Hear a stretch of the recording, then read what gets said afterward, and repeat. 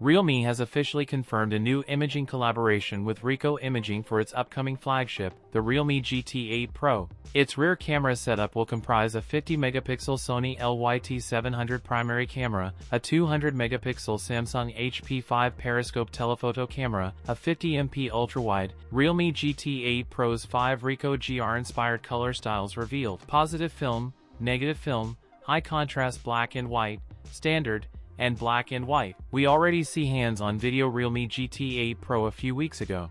A closer look at the Realme GT8 Pro's customizable camera module. You can make it circular, rectangular, or square-shaped. Realme GT8 Pro may launch on November 11th as India's first Snapdragon 8 Elite Gen 5 phone. It is likely to ship with the Realme UI 7-based Android 16. It features a BOE-supplied 6.78-inch flat AMOLED display with slim bezels on all sides, 2K resolution, and an ultrasonic in-screen fingerprint sensor. Keeping it powered is reportedly a massive 8,000 mAh battery.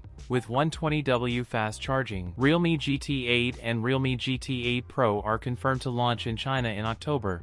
That's it for today's video. If you enjoyed it, don't forget to like, comment, and subscribe for more content. Thanks for watching, and I'll see you in the next one.